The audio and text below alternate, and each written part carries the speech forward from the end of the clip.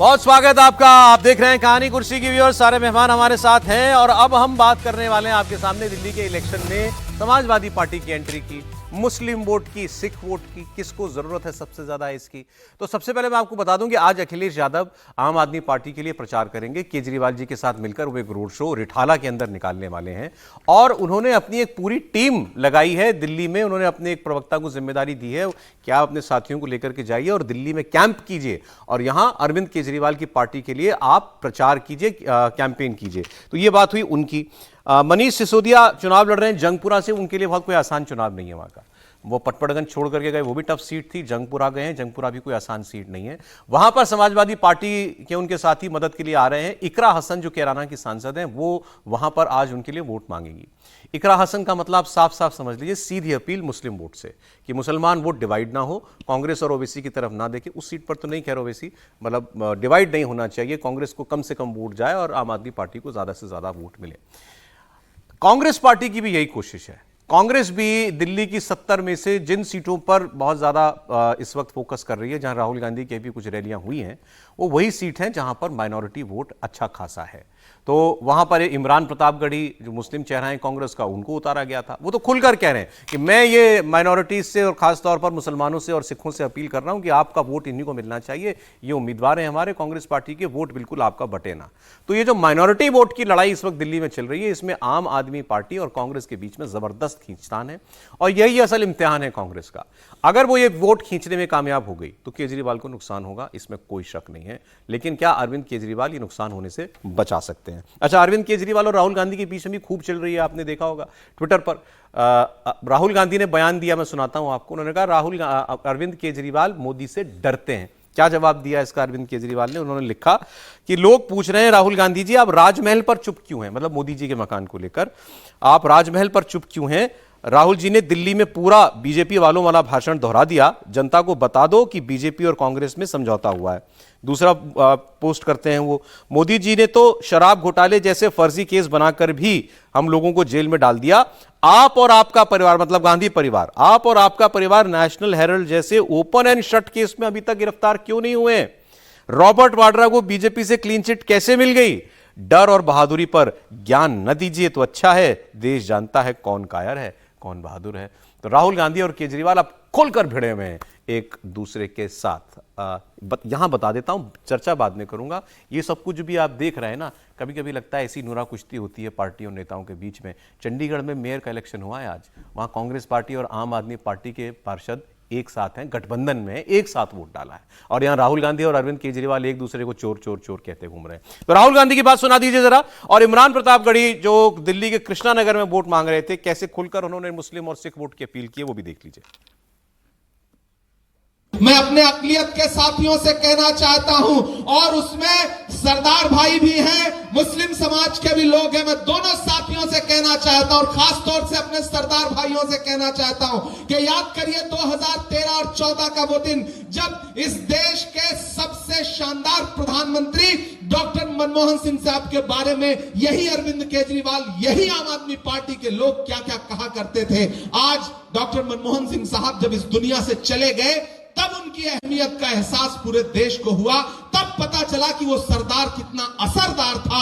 आज अरविंद केजरीवाल भी उनके लिए बोल रहे हैं, आज आतिशी जी भी बोल रही हैं। लेकिन मुझे बताओ सरदार समाज के लोगों, सिख समाज के लोगों, कि इन्हीं अरविंद केजरीवाल ने डॉक्टर मनमोहन सिंह साहब के बारे में क्या क्या भला बुरा नहीं बोला, शीला दीक्षित जी के बारे में क्या क्या भला बुरा। और एक बात समझ लीजिए, बाकी पार्टी वाले सब, मैं नहीं जानता मोदी जी से डरते नहीं डरते। केजरीवाल जरूर कांप जाते हैं।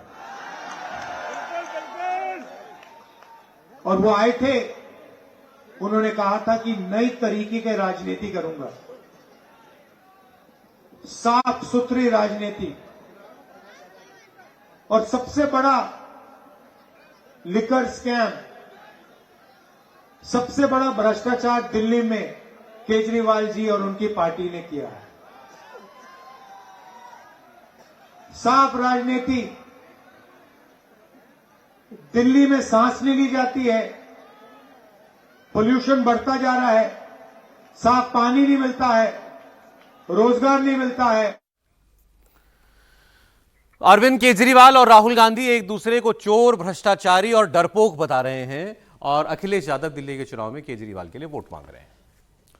नहीं, एक तो पहले ये कि दोनों एक दूसरे की पहचान कर रहे हैं। सबसे महत्वपूर्ण ये है कि राहुल गांधी और अरविंद केजरीवाल नरेंद्र मोदी को भ्रष्टाचारी नहीं कह रहे। पूरे चुनाव प्रचार को मैं ध्यान करता हूं, कहीं आरोप नहीं लगाया। दूसरे तरह की लड़ाई लड़ रहे हैं, पानी पिलाने जहरीला वाला पहुंच जा रहे हैं, कुछ और काम कर रहे हैं, लेकिन कभी भी उन्होंने मोदी को भ्रष्टाचारी नहीं कहा है, कभी नहीं कहा। जब उनके सर पे आ गई शीश महल तो कहने लगे अच्छा चलो राजमहल। अब लोक कल्याण मार्ग की फोटो तो रोजे आती रहती है, कोई न कोई जो कहें कि अंतर्राष्ट्रीय कोई नेता है, कोई प्रतिनिधि है, वो जा रहा है। लेकिन आप जरा सोचिए कि दोनों एक दूसरे को भ्रष्टाचारी कहते हुए बता क्या रहे हैं। राहुल जी कह रहे हैं कि ये व्यक्ति किसी कीमत पर जेल के बाहर नहीं रहना चाहिए। आज तक का सबसे बड़ा घोटाला दिल्ली का अगर किसी ने किया तो शराब घोटाला अरविंद केजरीवाल ने किया, शीश महल में रहते हैं। और वो बता रहे हैं कि राहुल गांधी और इनका परिवार ये भला कैसे बाहर हो सकता है, ये तो जमानत पर है और वो भी ऐसा केस है जो ओपन एंड शट केस है। इसका सीधा सा मतलब हुआ कि जो गुण मिल के एक साथ आए थे लोकसभा चुनाव के समय, कहते हैं ना गुण मिलते हैं तभी शादी विवाह होता है, तो दोनों के गुण मिले रहे होंगे तभी तो एक साथ आए ना। तो गुण मिले हैं तो लड़ाई जब अपने पर आ जाती है तो लड़ जाते हैं, जब नहीं आती है तो चंडीगढ़ की तरह समझौता करते हैं। हालांकि वहां भी हार गए, वहां जीत नहीं पाए, बीजेपी का मेयर बन गया जी। हाँ सर, अब और रजत जी ने लेकिन जो बात कही थी, हमने ब्रेक से पहले सुनवाई थी, पर ये तो केजरीवाल जी ने कर दिया ना। आज राहुल गांधी भी खुलकर बोल रहे हैं, जो आरोप नरेंद्र मोदी लगाते हैं वही आरोप आज राहुल गांधी भी लगा रहे हैं अरविंद केजरीवाल। बिल्कुल ठीक बात है, रजत जी ने भी उसको ठीक से आइडेंटिफाई किया है, मार्क किया एक तरह से कि किस तरह का एक बदलाव आया है। एक तो इससे एक और बात समझ में आई, जैसे आज अखिलेश जी भी आ रहे हैं और राहुल जी ने भी और अरविंद जी ने भी। देखिए आप भले ही नहीं मानते, दोनों लोग बोल रहे हैं तो उन पर भरोसा करना चाहिए ना आपको। क्या जो अरविंद जी कह रहे हैं राहुल जी के बारे में और राहुल जी कह रहे हैं जो अरविंद जी के बारे में, इस पर भरोसा करना चाहिए कि नहीं करना चाहिए, पहले ये बताइए।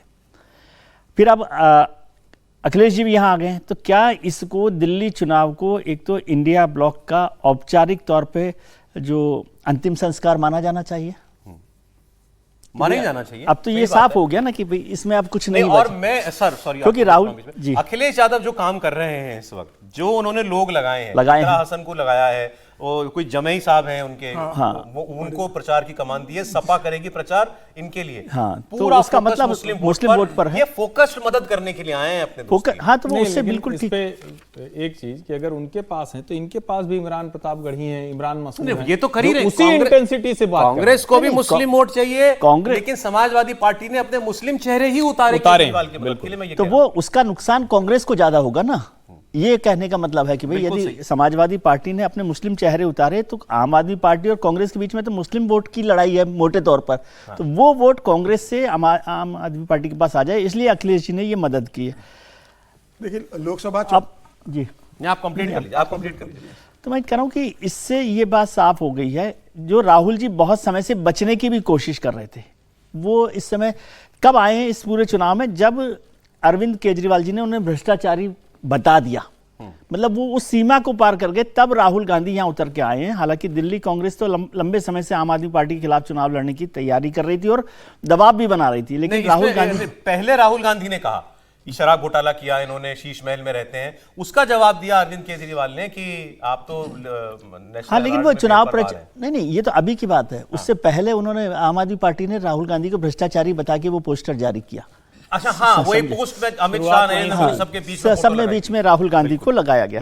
तो अब एक तो ये जो हर्ष जी कह रहे हैं ना कि गुण मिलते हैं, तो वो 36 गुण मिलते हैं तब साथ साथ चलते हैं ना, गुण मिलते नहीं है, कई बार मजबूरी में भी तो शादी होती है ना।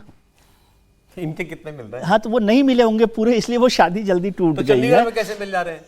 नहीं, वहां पर भी वो कोशिश हो रही है और उसका भी नतीजा क्या हुआ? हाँ, या इनको विवाह में रहना ही नहीं है, यहाँ रहना ही नहीं है उनको, तो वो मुश्किल हो गई है। और अब मुझे लग रहा है कि अरविंद जी अभी तो कुछ लोग ये चला रहे हैं, अरविंद जी ने चलाया कि नहीं चलाया, कि वो कांग्रेस का हाथ भाजपा के साथ चल रहा है, तो अब वो बीजेपी और कांग्रेस मिलकर वो कह ही रहे हैं कि आप तो खुलकर कह दो ना कि हाँ तुम और कांग्रेस और साथ हैं। तो अरविंद जी के लिए बहुत मुश्किल हो गई, दो दुश्मन एक तरफ खड़े हो गए उनके लिए बड़े तौर पर, जो अभी नहीं थे, तो उससे उनकी मुश्किलें थोड़ी और बढ़ती जा रही है, मुझे लग रहा है। जी हाँ सर। देखिए महाराष्ट्र चुनाव में जब अखिलेश यादव ने कहा कि हम महाराष्ट्र चुनाव लड़ेंगे, तो पत्रकारों ने पूछा कि भाई आप तो इंडिया गठबंधन में हो, कांग्रेस के साथ आपका गठबंधन है, आप कांग्रेस के खिलाफ कैंडिडेट उतारेंगे? तो अखिलेश यादव ने कहा था कि राजनीति में कोई किसी के लिए त्याग नहीं करता और कोई किसी पर एहसान नहीं करता, सबको चुनाव लड़ने का हक है। तो अखिलेश यादव के कहने के बाद तो कांग्रेस ने जो सीटें छोड़ी थी उपचुनाव में उत्तर प्रदेश में अखिलेश यादव के लिए, वहां उम्मीदवार उतारने थे। और जब अखिलेश यादव ने बात की घोषणा कर दी थी कि दिल्ली चुनाव में समाजवादी पार्टी अरविंद केजरीवाल का समर्थन करेगी, तो मुझे लग रहा है कि कांग्रेस को भी मिल्कीपुर में अपना उम्मीदवार उतार देना चाहिए था। तो अखिलेश यादव को समझ में आता, और 2027 का चुनाव बहुत दूर नहीं है। अखिलेश यादव इस बात को समझ नहीं रहे कि अरविंद केजरीवाल उन्हें 2027 के चुनाव में मदद नहीं करेंगे, वहां उन्हें कांग्रेस की जरूरत पड़ेगी जब भारतीय जनता पार्टी के खिलाफ लड़ना पड़ेगा, क्योंकि वहां पर आम आदमी पार्टी का इतना ग्राउंड नहीं है, कांग्रेस का एक अपना वोट बैंक है। बिना कांग्रेस के समर्थन के अखिलेश यादव तो मदद दे जाएंगे, लेकिन इनको केजरीवाल जी की मदद मिलेगी इस पर संदेह है। नहीं, केजरीवाल कर भी देंगे तो कांग्रेस के बिना तो आप चुनाव लड़ना मुश्किल होगा ना। कांग्रेस का तो आधारभूत वोट बैंक है ही, भले ही आप कह दो कि उनके पास एक विधायक है, भले ही 2.5 से 3% वोट बैंक है। आज अगर कांग्रेस उम्मीदवार उतार दे 2027 के विधानसभा चुनाव में, तो कांग्रेस का मुस्लिम वोट बैंक, और आज कांग्रेस के जो सांसद है इमरान, वहां से आते हैं, इमरान प्रतापगढ़ी आते हैं, राज्यसभा सांसद आपके मुस्लिम हैं। जिस तरीके से अजय राय कह रहे कि हम 2027 का चुनाव अपने दम पर लड़ेंगे, तो अखिलेश यादव के लिए एक चुनौती होगी। मुझे लग रहा है अखिलेश यादव ने जो निर्णय लिया है कि कांग्रेस को हटा के अखिलेश यादव को समर्थन देना और उसके लिए अपने सांसदों को भेजना, सिर्फ समर्थन कहा नहीं है, आपने अपने इकरा हसन को प्रचार के लिए आप भेज रहे हो, निश्चित रूप से करेगी। और कांग्रेस अभी मान के चल रही है कि चाहे वो दिल्ली हो, चाहे वो उत्तर प्रदेश हो, चाहे बिहार हो, चाहे बंगाल हो, हमें अपने दम पर लड़ना है। इंडिया गठबंधन खुलकर मुस्लिम वोट मांग रही है। अरविंद केजरीवाल के लिए मुस्लिम वोट मांगने के लिए अपने मुस्लिम चेहरे उतार दिए अखिलेश यादव ने। अभी आप ओवैसी क्या बोल रहे हैं सुनाता हूं भी आपको, आप कुछ कह रहे थे। लेकिन अखिलेश जी बहुत दूरदृष्टि से ये काम कर रहे हैं। भले ही आम आदमी पार्टी कुछ नहीं कर सकती, तो अखिलेश जी भी आम आदमी पार्टी के लिए यहां कुछ जोड़ नहीं सकते। लेकिन मुसलमान क्यों करना है? क्योंकि उनको पता है कि कहीं मुस्लिम वोट अगर दिल्ली में चला गया तो दिल्ली से सटा ही तो उत्तर प्रदेश है ना। उनकी चिंता यही है कि कहीं मुसलमान मतदाता अरविंद केजरीवाल की जगह राहुल गांधी की तरफ न चला जाए, और राहुल गांधी के साथ कम से कम ऐसी 5 सीटें हैं जहां मुसलमान मतदाता जाता हुआ दिख रहा है। और शायद यही वजह है कि उनको अंतिम समय में यह सब करना पड़ा है। अब इकरा हसन वहां से आके यहां क्या कर लेंगी भाई? जब तक आपका अपना नहीं होगा तो कोई क्या। और अगर क्या अरविंद केजरीवाल को अब मुसलमानों पर भरोसा नहीं रहा, अब उनको चाहिए कोई इकरा हसन, कोई एक सांसद वहां से आके, वो अरविंद केजरीवाल जो कह रहे थे कि हम तो सब आपके लिए साथी उनके पास है प्रचार करने के लिए, तो बुला लिया है। नहीं, जिसकी कोई हैसियत ही नहीं भाई। आप बताइए, समाजवादी पार्टी कोई पार्षद है यहां? आम आदमी पार्टी का कोई उत्तर प्रदेश में है? दोनों एक दूसरे के यहां शून्य है। वैसे तो ममता जी को बुला लीजिए, वो भी कुछ मुसलमान नहीं, इसमें अखिलेश जी इसलिए कर रहे हैं, जो आपकी बात है ना कि भाई अखिलेश जी चाहते हैं कि वो मुसलमान वोट दिल्ली से उनके पास चला जाए, फिलहाल अरविंद जी के पास, कांग्रेस के पास नहीं जाना चाहिए। अच्छा, यही कोशिश ओवैसी साहब की भी है। ओवैसी साहब दिल्ली में लड़ रहे हैं केवल 2 सीट, लेकिन अब टीवी के जमाने में, सोशल मीडिया, फोन के जमाने में जो कह रहे हैं वो तो पूरी दिल्ली सुनती है ना। तो पूरी दिल्ली का मुसलमान सुनेगा जो ओवैसी कह रहे हैं। अब उनके निशाने पर अरविंद केजरीवाल रहते हैं और वो भी भाषा की मर्यादा को लांघ करके बहुत दूर निकल जाते हैं। सुनिए जरा। तुम्हारा एजेंडा हम कबूल करने को तैयार नहीं है, ना केजरीवाल का एजेंडा कबूल करेंगे, ना मोदी का एजेंडा कबूल करेंगे। हम अपना एजेंडा तय करके जनता में आए हैं। तबलीगी जमात पर लिखकर FIR दर्ज कराने वाले का नाम केजरीवाल है। जब कोविड की लिस्ट आती थी तो दिल्ली के सब इलाकों की लिस्ट आती थी, इतने पॉजिटिव, नेगेटिव, इतने हॉस्पिटलाइज, उसके नीचे होता था मरकज की लिस्ट। ये जुल्म शुरू किया इस शख्स ने और पूरे देश में मुसलमानों के खिलाफ एक नफरत का माहौल पैदा कर दिया गया। कॉन्टेक्स्ट के लिए बता दूं वो क्या कह रहे हैं। दिल्ली के अंदर तबलीगी जमात का, जो मुसलमानों की एक बहुत बड़ी ऑर्गेनाइजेशन है, उसका हेडक्वार्टर है और मरकज उसका उसी को मरकज कह रहे हैं वो। जब कोरोना हुआ था तो याद कीजिए, ये कहा गया था कि वहां पर देश विदेश से आए बहुत सारे लोग ठहरे हुए थे, वो कोरोना पॉजिटिव थे। उनके दिल्ली में आने से दिल्ली में कोरोना फैला। और आम आदमी पार्टी ने उस वक्त की बात कही थी, जो बात अभी दोहराते हुए आपको सुनाई दे रहे थे ओवैसी साहब। तो ओवैसी साहब तो याद दिला रहे हैं मुसलमानों को कि ये बिल्कुल भरोसे के लायक नहीं है केजरीवाल की पार्टी, इनके साथ तुम मत चला जाना। कुछ है सर, कुछ प्ले में है ये चुनाव में कि नहीं? प्ले में नहीं है, वो अपनी कोशिश कर रहे हैं और धीरे धीरे विस्तार कर रहे हैं अपना, और जितना वोट उनको मिल सकता है कोशिश कर रहे हैं कि वो कुछ ना कुछ उनकी दुकान बढ़ती रहे, कोई एक्सरसाइज बहुत नहीं कर रहे। और जिस तरह से ताहिर हुसैन को उन्होंने उतारा है, वो भी एक मजबूत कैंडिडेट के तौर पर आपको उसको देखना चाहिए। उनको वो ऐसा नहीं है कि वो कमज़ोर कैंडिडेट है। और ये भी जाहिर के ताहिर हुसैन साहब ने भी अपना सवाल किया और ओवैसी साहब ने भी किया कि भाई जेल तो कौन कौन नहीं गया, आपको याद ही नहीं आएगा, अभी पूरा प्रोग्राम निकाल देंगे आम आदमी पार्टी से। तो सबको तो टिकट दिया ना, केवल ताहिर हुसैन को ही नहीं दिया ना। हाँ। और आरोप तो किसी पर भी साबित नहीं हुए। वो बात वही है, वो उनको मुस्लिम वोट चाहिए भी, लेकिन वो कहीं से हिंदुओं को ये हिंदू वोटर को ये हाँ, संदेश नहीं तो वो ये सवाल खड़ा कर रहे हैं ना कि भाई कि अरविंद जी गए, संजय जी गए, मनीष जी गए, सत्येंद्र जी गए, सब गए, उनको तो टिकट दे दिया है, केवल ताहिर हुसैन को टिकट नहीं दिया है जेल। ओवैसी साहब की तो मजबूरी नहीं है ना, उनको हिंदू उनको तो कोई उनको उनको तो दोनों के वोट चाहिए ना।